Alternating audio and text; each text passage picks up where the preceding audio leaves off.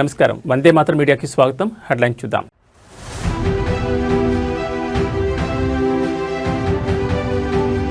నారావారిపల్లికి చేరుకున్న చంద్రబాబు కుటుంబ సమేతంగా సంక్రాంతి వేడుకల్లో పాల్గొన్న సీఎం.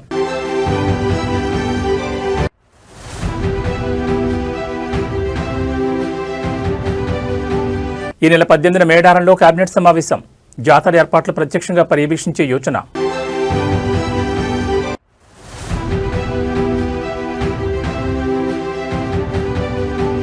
మరోసారి మా ఇల్లు ఆశ్రమంలో ఎన్ఐఏ అధికారుల సోదాలు. ₹1,00,000 నగదును, కొన్ని పేపర్లను సీజ్ చేసినట్లు సమాచారం.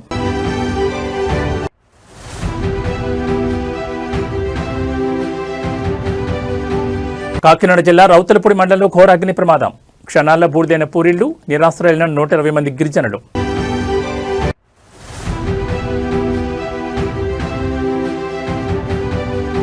సరిహద్దుల్లో తోకముడిస్తే ఊహించని దెబ్బ. ఉగ్రవాదులకు ఆర్మీ చీఫ్ స్ట్రాంగ్ వార్నింగ్.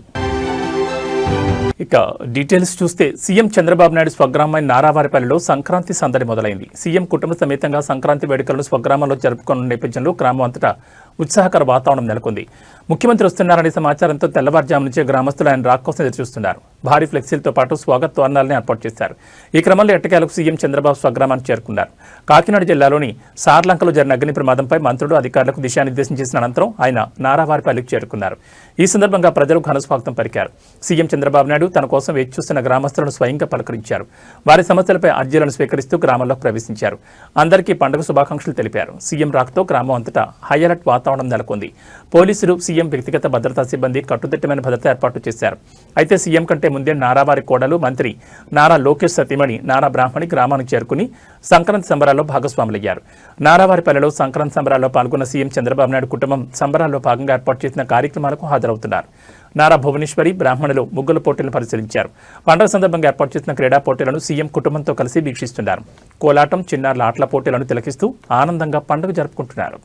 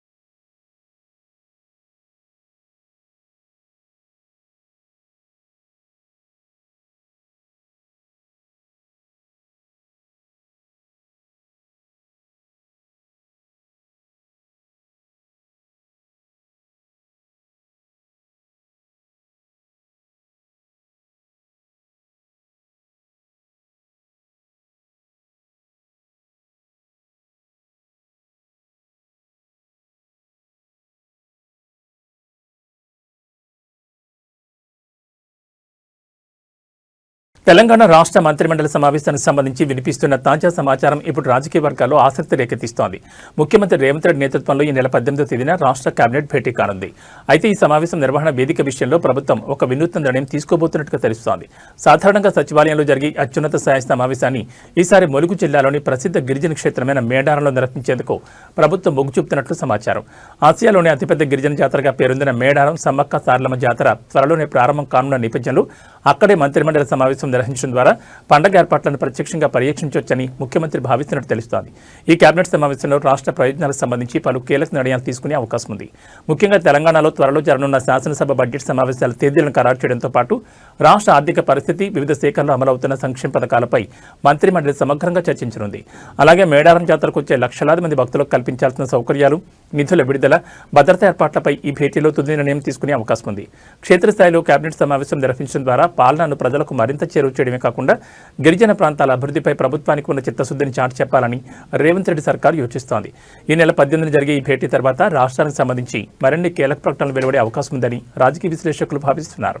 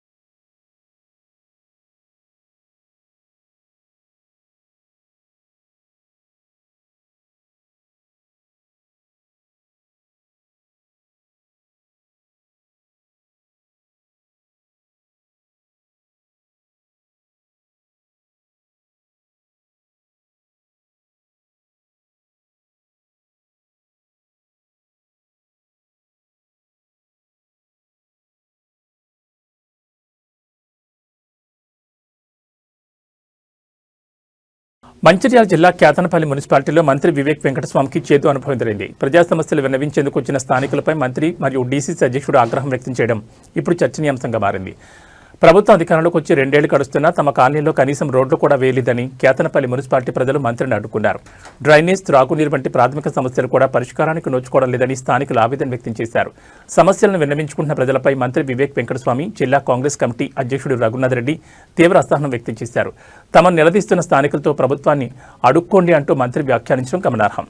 సమస్యలు పరిష్కరించాలని కోరితే బాధ్యతాయుతమైన పదవిలో ఉన్నవారు ఇలా సమాధానం చెప్పడంపై జనం విస్మయం వ్యక్తం చేస్తున్నారు. ఓట్లు వేసి గెలిపించినందుకు కనీస సౌకర్యాలు కల్పించాల్సింది పోయి ఇలా అవమానకరంగా మాట్లాడడం సరికాదని మున్సిపాలిటీ ప్రజలు మండిపడుతున్నారు. ప్రజాప్రతినిధులు సమస్యలు వినకుండా ఇలా వ్యవహరించడంపై స్థానికంగా నిరసనలు వ్యక్తమవుతున్నాయి. 21వ వార్డులో మీరు వస్తారని ఈరోజు మీ మీటింగ్ అరేంజ్ చేసుకున్నాం, క్యాన్సిల్ అయింది. ఇప్పుడు మాకు కొన్ని సమస్యలు ఉన్నాయని మేము మొత్తం అరేంజ్మెంట్ చేసుకొని ఉన్నాం.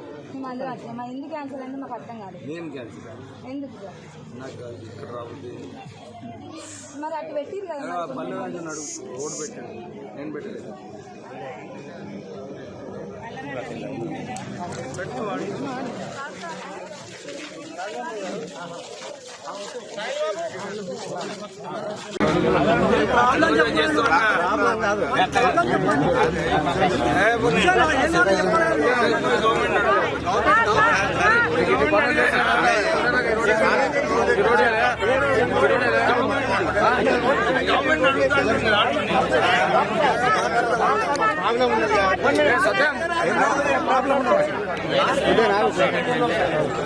అడగడం తప్ప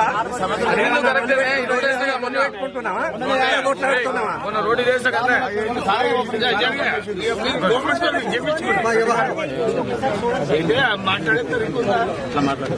నేను ఫస్ట్ రోడ్ ఏం లేదు. మీరు గవర్నమెంట్ ఎందుకు లేదు? రోడ్ ఇది ఇంతకు ముందు ఉన్న రోడే.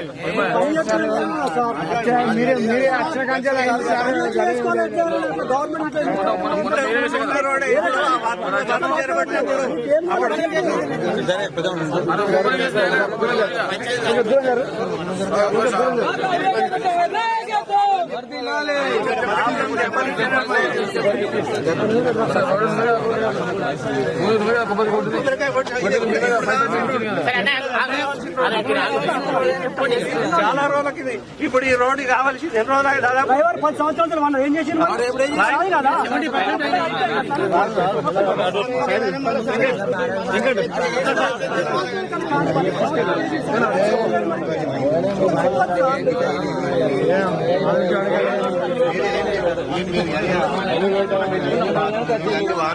మాజీ మావోయిస్ట్ నేత గాదే ఎన్నయ్యను నేషనల్ ఇన్వెస్టిగేషన్ ఏజెన్సీ అరెస్ట్ చేసిన విషయం తెలిసిందే. జనగాం జిల్లా జాఫర్గఢ్లోని మా ఇల్లు ఆశ్రమంలో ఎన్నయ్య అధికారులు మరోసారి సోదాలు నిర్వహించారు. ఇప్పటికే అదుపులోకి తీసుకున్న గాదే ఎన్నయ్య ఆశ్రమాన్ని మరోసారి తనిఖీ చేశారు ఎన్నయ్య అధికారులు. గాదే ఎన్నయ్య స్వగ్రామమైన సాగరంలో తనిఖీలు కొనసాగుతున్నాయి. ఏకకాలంలో ఆయన మా ఇల్లు ఆశ్రమంతో పాటు స్వగ్రామంలో నీ ఇంటిని క్షుణ్ణంగా తనిఖీలు చేపట్టారు. ఆశ్రమంలోకి ఎన్నయ్య ఇంటి పరిసర ప్రాంతాల్లోకి ఎవరిని అనుమతించని అధికారులు ₹1,00,000 నగదును, కొన్ని పేపర్లను సీజ్ చేసినట్లు సమాచారం. పూర్తి వివరాలు ఇంకా తెలియాల్సి ఉంది.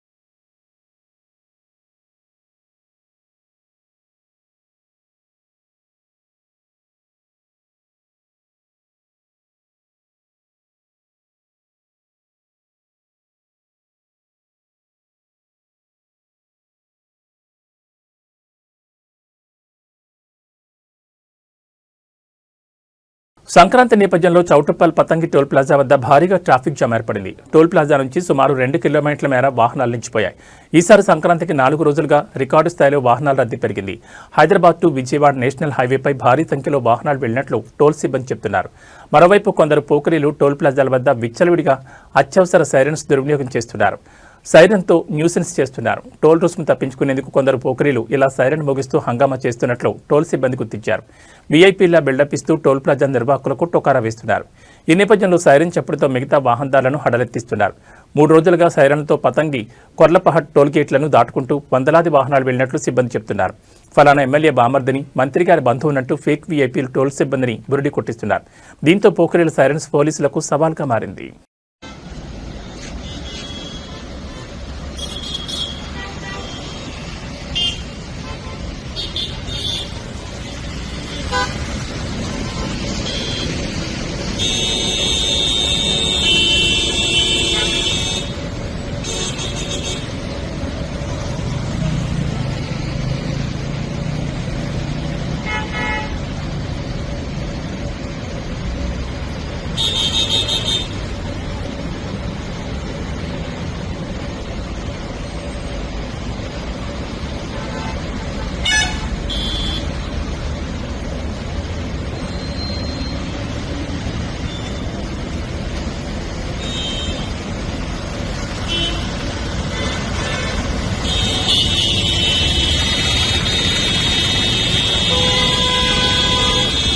సంక్రాంతి పండగ వేళ పల్లెల్లో ఆనందం వెల్లివిరుస్తుంటే కాకినాడ జిల్లా మన్యం గ్రామం సార్లంకపల్లె మాత్రం కన్నీట్లో మునిగింది.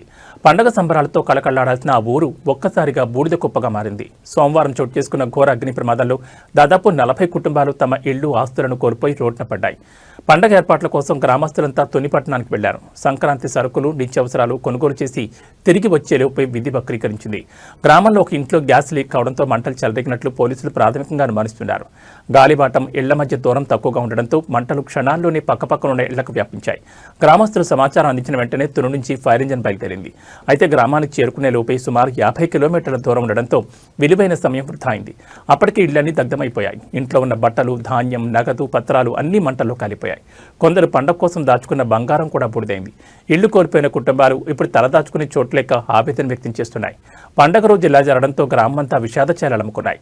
బాధితులను ప్రభుత్వం ఆదుకోవాలని గ్రామస్తులు కోరుతున్నారు. అధికార యంత్రాంగం నష్టాన్ని అంచనా వేసి సహాయం అందిస్తామని హామీ ఇస్తోంది.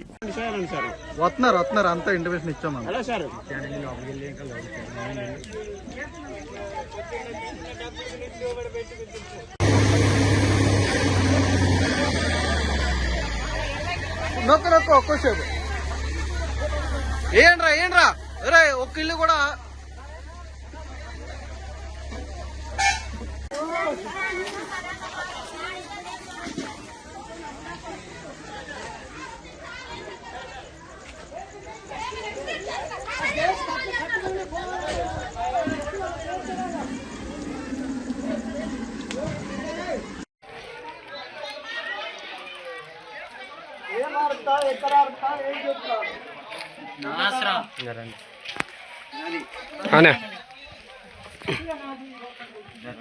గలసిన కంచెలు ఏం లేవండి.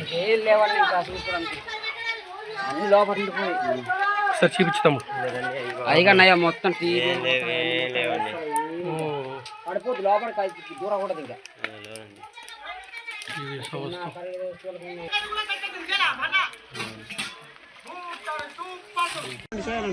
వస్తున్నారు అంతా ఇంటిమేషన్ ఇచ్చాము.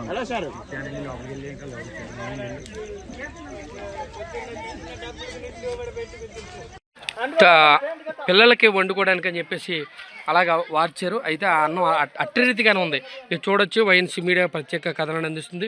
సమస్తం మీరు చూడొచ్చు. ఇదిగో మొత్తం కూడా బూడిదైన సంగతి.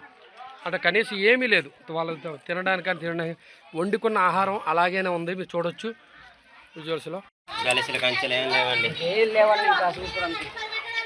అన్ని లోపల పోయి సార్ చూపించుతాము. అయిగా మొత్తం లేవండి. పడిపోతుంది లోపల దూరం కూడా ఇంకా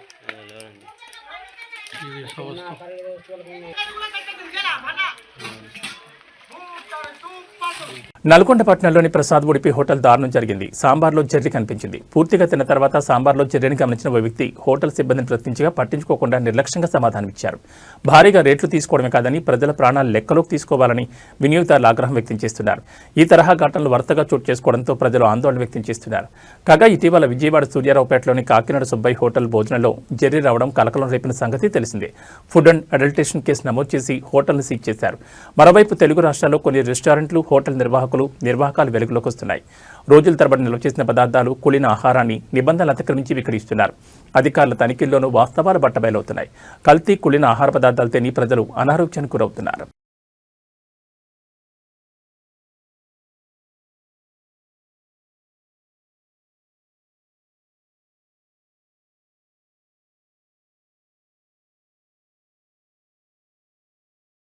అనంతపురం శివార్లోని జాతీయ రహదారి సమీపంలో ఉన్న ఓ మద్యం దుకాణంలో అగ్ని ప్రమాదం చోటు చేసుకుంది. ఇవాళ తెల్లవారుజామున గుర్తు తెలియని దుండగులు వచ్చి మద్యం దుకాణానికి నిప్పిపెట్టినట్లు యజమాని నంబూరు వెంకటరమణ అనుమానం వ్యక్తం చేశారు. కాపలాదారులు లేని సమయం చూసి మద్యం దుకాణం ముందు ఉన్న ఆటోను తగలబెట్టినట్లు తెలిపారు. గమనించిన స్థానికులు అగ్నిమాపక సిబ్బందికి సమాచారం ఇవ్వడంతో సకాలంలో మంటలు ఆర్పేశారు. దీంతో పెద్ద ప్రమాదమే తప్పింది. మద్యం దుకాణాల్లో సగానికి పైగా మద్యం బాటిళ్లు కాలిపోయాయి. దీన్ని ఉద్దేశపూర్వకంగానే చేసినట్లు తెలుస్తోందని దుకాణం యజమాని అన్నారు. పోలీసులు దర్యాప్తు చేసి అగ్ని ప్రమాదానికి కారకులైన వారిపై కఠిన చర్యలు తీసుకోవాలని మద్యం దుకాణం యజమాని కోరారు. అయితే టీడీపీలోని వర్గ విభేదాల కారణంగా ఈ ప్రమాదం చోటు చేసుకున్నట్టు విమర్శలు వినిపిస్తున్నాయి.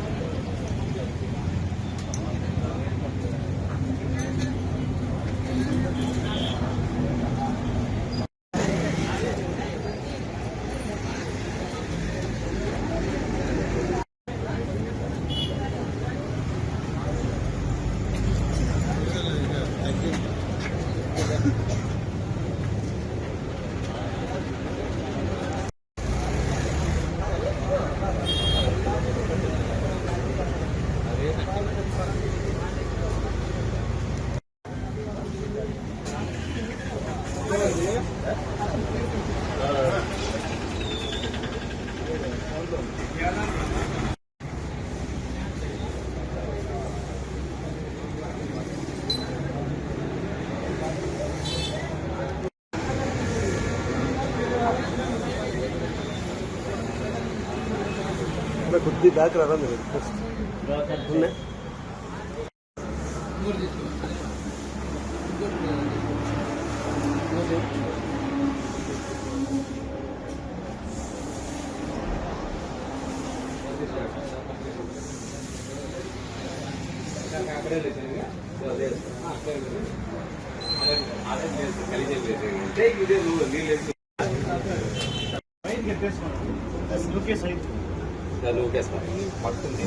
ఉన్నాయి మళ్ళా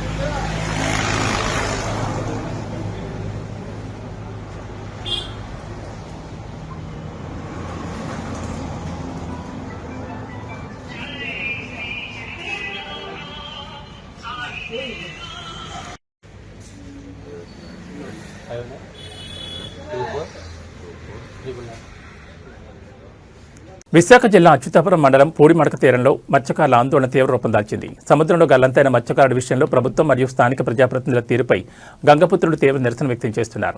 3 రోజుల క్రితం సత్తయ్య అనే మత్స్యకారుడు వేటకు వెళ్లి సముద్రంలో గల్లంతయ్యారు. గల్లంతైన వ్యక్తి కోసం ప్రభుత్వం కానీ యంత్రాంగం కానీ ఎటువంటి గాలింపు చర్యలు చేపట్టలేదని మత్స్యకారులు ఆరోపిస్తున్నారు.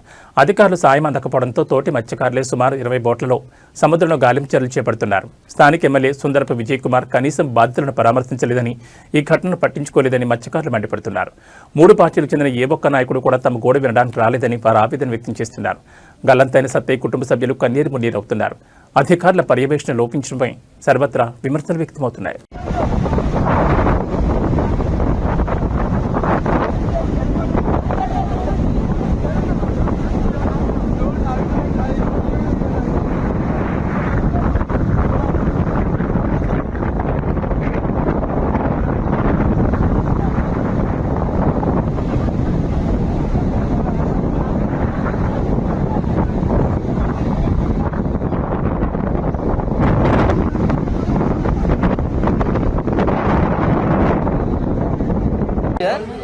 దగ్గరకు వచ్చి ఇప్పుడు పూడిమడక గ్రామమైన మా విలేజ్ లోనే 3 రోజులైంది. ఒక మనిషి గల్లంతైన విషయం ప్రతి ఒక్కరికి తెలిసిన విషయమే. మా సుందరపు విజయ్ కుమార్ అంటే మా శాసనసభ్యులు ఎలమంచిలి శాసనసభ్యులైన ఎలమంచిలి సుందరపు విజయ్ కుమార్ అయితే ఎంత కూడా పెట్టించుకోవట్లేదు. ఎంత కూడా పెట్టించుకోకపోవడం వల్ల మామే స్వయంగా దిగి 20 బోట్లు సముద్రంలో నాన్ స్టాప్ గా గాలింపు జరుగుతుంది. గాలింపు జరగడంలోనే ఒక్కరు కూడా ఏ మాత్రం ఆచూకీ కనిపించట్లేదు. ఆచూకీ కనిపించకపోవడం వల్ల ఆ ఫ్యామిలీ మొత్తం చాలా నిరాశ చెంది ఉన్నది. చూసి కదా ఫ్రెండ్, ఇప్పుడు ఏ విధంగా మా వాళ్ళు అయితే ఏడుస్తున్నారు. నాన్ స్టాప్ గా 3 రోజుల నుంచి నాన్ స్టాప్ గా ఏడుస్తున్నారు. అలాగే మా విలేజ్ లోని వేట అనేది కూడా జరగలేదు. ఎందుకంటే మా తోటి మత్స్యకారుడు సముద్రంలో మునిగిపోయాయని మా ఒక్క బాధాకరమైన విషయంతో ఉండి మేమెందరినీ వాళ్ళకి సాయంగా ఉందామని మత్స్యకారులు ఏ విధంగా ఉండవు చూసి కదా ఫ్రెండ్స్. ఈ విధంగా ఉండడం వల్ల మాకైతే చాలా చాలా బాధాకరమైన విషయం. ఎందుకంటే రాలేదు, ప్రెసిడెంట్ ఏడు చేతులు, నాయకులు ఏడు చేతులు, ఎమ్మెల్యే ఏడు చేతులు, గవర్నమెంట్ ఏడు చేతులు. ఓట్లేదు కొత్తలో మేము మత్స్యకారులు పుట్టదే మా తప్పు అనుకుంటే ఇప్పుడు డిగ్రీలు చేస్తున్నారు, ఇంటర్లు చేస్తున్నారు, ఐటీలు చేస్తున్నారు, డిప్లొమా చేస్తున్నారు. మేము ఎన్ని కంపెనీలకు వెళ్తే మమ్మల్ని ఏ మాత్రం పట్టించుకోకుండా ఉండకపోవడం వల్ల మేము అందరూ సముద్రం ఎక్కుతున్నాం. సముద్రం ఎక్కి వేట చేద్దామని టైంలోనే 24 గంటలు మేము సముద్రంలో ఉండేటప్పుడు ప్రతి క్షణం మేము ప్రమాదానికి ఎదురెళ్తున్నాం. ఎందుకు ఎదురెళ్తున్నాం? ఆంధ్రప్రదేశ్ ఆరోగ్య శాఖలో జరుగుతున్న అక్రమాలు మరోసారి బయటపడ్డాయి. ప్రభుత్వ ఆసుపత్రుల్లో రోగులకు ఉచితంగా అందాల్సిన మందులు ప్రైవేట్ ఫార్మసీల కౌంటర్లలో భారీ ధరలకు అమృతవుతుండడం విస్మయానికి గురిచేస్తోంది. మదనపల్లిలోని అపోలో ఫార్మసీలో ప్రభుత్వ ముద్ర ఉన్న ఐవీ ఫ్లూయిడ్ బాటిళ్లను విక్రయిస్తుండగా స్థానికులు గుర్తించారు. ప్రభుత్వ ఆసుపత్రులకు మాత్రమే సరఫరా అయ్యే ఈ మందులను అక్కడ 493 ఎంఆర్పీ ధరతో సామాన్యులకు విక్రయిస్తున్నారు. ఒకవైపు ప్రభుత్వ ఆసుపత్రుల్లో అత్యవసర మందులు అవుట్ ఆఫ్ స్టాక్ అని బోర్డులు పెడుతుంటే అవే మందులు ప్రైవేట్ షాపుల్లో దర్శనమివ్వడంపై రోగులు మండిపడుతున్నారు. దీనిపై ఫార్మసీ సిబ్బందిని వివరణ కోరగా వారు పొంతనలేని సమాధానాలు ఇచ్చారు. ఏదో ఒక రోగి తాను కొన్న మెడిసిన్కి బదులుగా పొరపాటున ప్రభుత్వ మెడిసిన్ ఇచ్చాడని, తాము నమ్మకంతో దాన్ని తీసుకున్నామని కప్పిచ్చే ప్రయత్నం చేశారు. ప్రభుత్వ ముద్ర ఉన్న మందులు ఫార్మసీ లోపలికి ఎలా వచ్చాయి, స్టాక్ రిజిస్టర్లో ఇవి ఎలా నమోదయ్యాయి అనేవి ఇప్పుడు మిస్టరీగా మారాయి. ప్రభుత్వ ఆస్తులను ప్రైవేట్ వ్యక్తులు ఇలా బహిరంగంగా అమ్ముకుంటున్నా అధికారులు పట్టించుకోవడం లేదని స్థానికులు ఆరోపిస్తున్నారు. ఈ వ్యవహారం వెనుక పెద్ద నెట్వర్క్ ఉండే అవకాశం ఉందని తక్షణమే డ్రగ్ కంట్రోల్ అధికారులు స్పందించి విచారణ చేపట్టాలని డిమాండ్ చేస్తున్నారు. ఇది చూడండి, ఇక్కడ ఫస్ట్ ఇది ఫోటో తీసుకోండి, ఇది తీసుకోండి. ఇక్కడేముంది గవర్నమెంట్ మందులు అపోలో హాస్పిటల్ ఎలా వచ్చింది?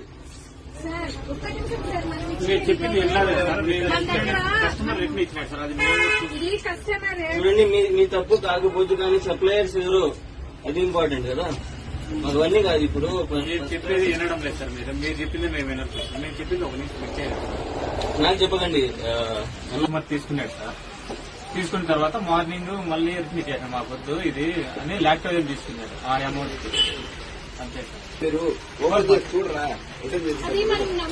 నమ్మకంతో తీసుకున్నారు. ఇంజక్షన్ వాడినా యూజ్ చేసాం.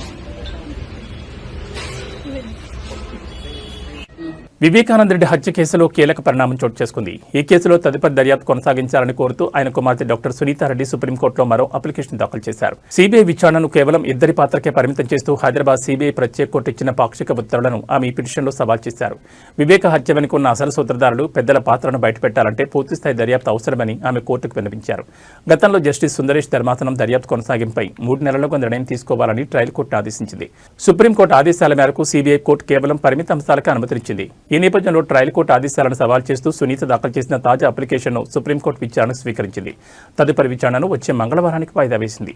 ఈ కేసులో దర్యాప్తు అసంపూర్తిగా ఉందని, అనేక కోణాల్లో నిజాలు వెలుగులోకి రావాల్సిందని సునీతారెడ్డి తన అప్లికేషన్లో పేర్కొన్నారు. సిబిఐ సమర్పించిన నివేదికలోని అంశాలను పరిగణలోకి తీసుకుని దర్యాప్తును వేగవంతం చేయాలని కోరారు. గతంలో సుప్రీంకోర్టు ఇచ్చిన ఆదేశాల మేరకు హైదరాబాద్ సిబిఐ ప్రత్యేక కోర్టు విచారణ జరిపినప్పటికీ విచారణను కేవలం ఇద్దరికే పరిమితం చేయడం వల్ల కేసులోని లోతైన కుట్ర కోణం వెలుగులోకి రాదని ఆమె ఆవేదన వ్యక్తం చేశారు. నిందితుల బెయిల్ రద్దు, సాక్షుల భద్రత వంటి అంశాలు కూడా ఈ వివాదంతో ముడిపడి ఉన్నాయి. సుప్రీంకోర్టు వచ్చే వారం చేపట్టబోయే విచారణలో సిబిఐ దర్యాప్తు పరిధిపై ఎలాంటి స్పష్టత ఇస్తుందోననేది ఇప్పుడు సర్వత్రా ఆసక్తికరంగా మారింది. ఇప్పటికే ఈ కేసు రాజకీయంగా పెద్ద ఎత్తున చర్చలకు దారితీసిన సంగతి తెలిసిందే.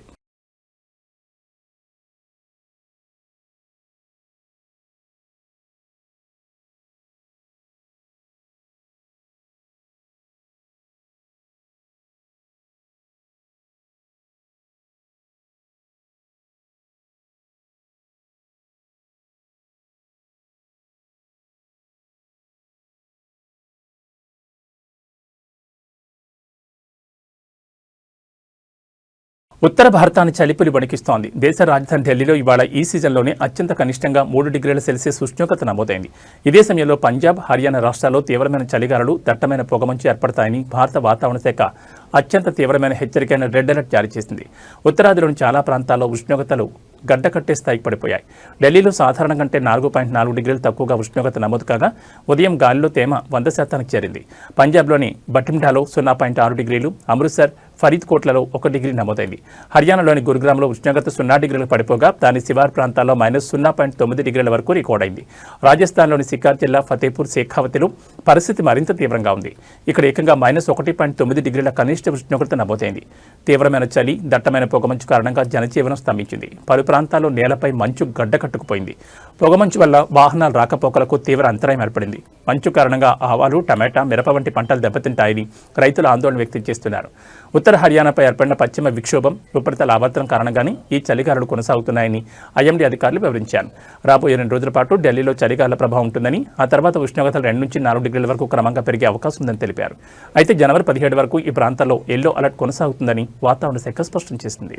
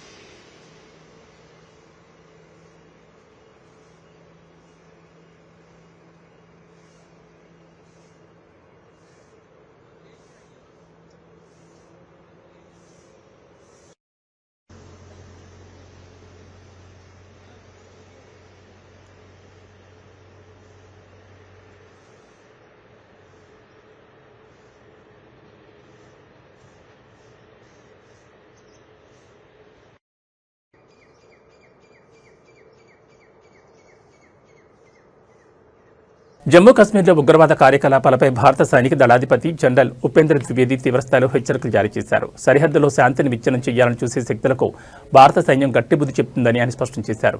లోయలో భద్రతా పరిస్థితులు ప్రస్తుతం పూర్తిగా అదుపులోనే ఉన్నాయని, ప్రజలు భయాందోళన గురికావాల్సిన అవసరం లేదని ఆర్మీ చీఫ్ భరోసా ఇచ్చారు. భారత్పై దాడులకు తెగబడితే ఊహించని రీతిలో భారీ మూల్యం చెల్లించుకోవాల్సి ఉంటుందని ఉగ్రవాద సంస్థలను హెచ్చరించారు. భారత సైన్యం ఎటువంటి సవాళ్లనైనా ఎదుర్కోవడానికి సిద్ధంగా ఉందని పేర్కొన్నారు. జమ్మూ కాశ్మీర్లో ఉగ్రవాదుల ఏరివేత కోసం చేపట్టిన ఆపరేషన్ సింధూర్ ఇంకా కొనసాగుతోందని ఆయన వెల్లడించారు. कि जितनी खबर हमारे पास है तकरीबन 8 कैंप्स अभी भी हमारे ऐसे नॉलेज में हैं जो कि एक्टिव हैं. जिसमें से 2 तकरीबन आईबी के अपोजिट हैं और 6 एलसी के अपोजिट हैं। और इन कैंप्स में तकरीबन अभी भी हम समझते हैं कि किसी प्रकार की प्रेजेंस या ट्रेनिंग है, तो इसलिए हम उसके नज़र रखे हुए हैं, उसकी खबर कोशिश करते हैं हासिल करने की, और अगर कोई ऐसे दोबारा हरकत हुई तो हम ज़रूर उसको, जो हमारा इरादा है, हम उसको ज़रूर अंजाम देंगे। ఇవి బులెటిన్ విశేషాలు. మరో బులెటిన్లో మళ్ళీ కలుసుకుందాం. నమస్కారం.